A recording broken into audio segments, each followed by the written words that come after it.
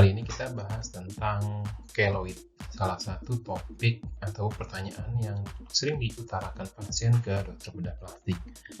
Sebelum lanjut, boleh follow Twitter kita di @oplasIndonesia, Instagram kita di @oplasIndonesia, ataupun pengen email langsung ke kita ke indonesiaoplas@gmail.com. Kita kasih gambaran ada rekrutmen pramugari atau flight attendants.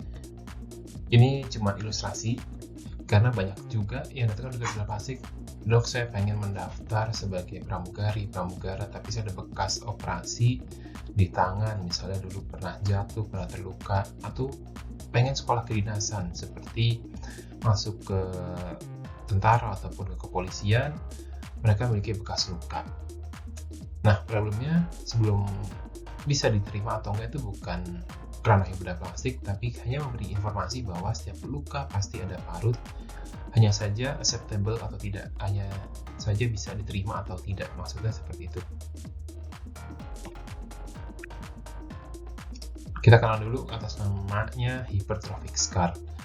Nah, pada pasien ini namanya hypertrophic scar, dia lukanya cuma segaris, maka timbulnya juga tidak melewati batas luka, warnanya kemerahan. Ini sebenarnya kemerahan keunguan, cuman karena kulitnya gelap dia akan lebih gelap. Kemudian dia akan membaik dengan operasi dan timbulnya cepat, misalnya setelah operasi 2 minggu, 1 bulan dia akan segera sembuh. Terus bedanya apa sih dengan keloid? Keloid itu melewati batas luka. Ini biasanya cuman bekas jerawat kecil, tapi dia penyembuhannya sekitar hidung besar sekali. Warna lebih gelap dan seringkali memburuk dengan pembedahan. Dan timbulnya tidak segera, biasanya 6 bulan, 1 tahun, kecil dulu, semakin besar, dan akhirnya baru kelihatan. Untuk terapi, di sini ada macam-macam, bisa lebih dari 20 terapi. Tapi yang saya sebutkan di sini yang paling sering digunakan oleh dokter bedah plastik, yaitu mulai dari operasi, injeksi triamcinolone, silikon gel atau silikon sheet, laser, bahkan nanti ada terapi-terapi krim, bahkan dari herbal pun juga ada. Cuman dengan banyaknya terapi ini bukan berarti terapi A lebih bagus dari terapi B, terapi C lebih bagus dari terapi Z, tapi adalah multimodalitas. Yang saya tekankan di sini multimodalitas. Artinya semua terapi ini bukan pilihan, bukan optional, tapi harus dikombinasi. Misalnya kalau kecil aja kita bisa pikirkan untuk injeksi triamcinolone dan silikon gel. Kemudian kalau udah lumayan gede, lumayan besar, kita bisa pikirkan operasi. Plus setelah operasinya lukanya sudah sembuh, bisa diinjeksi dan kemudian ditutup dengan silikon gel, atau bisa di laser juga.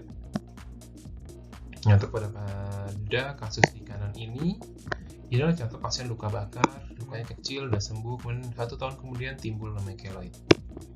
Dilakukan tindakan operasi, kita buang keloidnya, tapi tidak semua, karena kalau dibuang semua bisa hilang bentuk anatomi dari telinganya, sehingga secara estetik dan fungsional juga tidak baik. Nah, karena ini adalah terapi eksisi intrakeloid, artinya keloidnya nggak dibuang semua. Artinya ada risiko keloidnya menjadi angry, lebih marah, bisa lebih besar. Maka setelah operasi, saya prefer untuk injeksi triamcinolone dan dirawat dengan silikon gel. Dengan begitu, diharapkan risiko keloidnya menjadi sangat minimal dan tidak timbul lagi. Sekali lagi saya tekankan, terapi dari keloid adalah multimodalitas. Tidak ada namanya terapi keloid yang single terapi yang lebih superior, lebih hebat, tapi harus suatu kombinasi. Nah, kapan sih mulai terapi kalau pengen daftar sebagai pramugara ataupun sekolah kedinasan?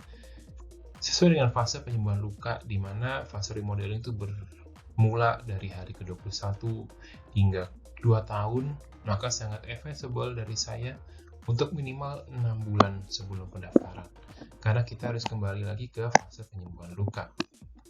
Jadi jangan misalnya pendaftaran bulan Juli datang ke dokter bedah plastik pada bulan Mei. Luka sembuh, tapi bekasnya masih ada, masih belum samar, masih belum sempurna lah, kasar seperti itu. Nah, sekali lagi, penentuan atau tidak dari sebagai pramugara ataupun di sekolah kedinasan berada di tangan employer ataupun penguji.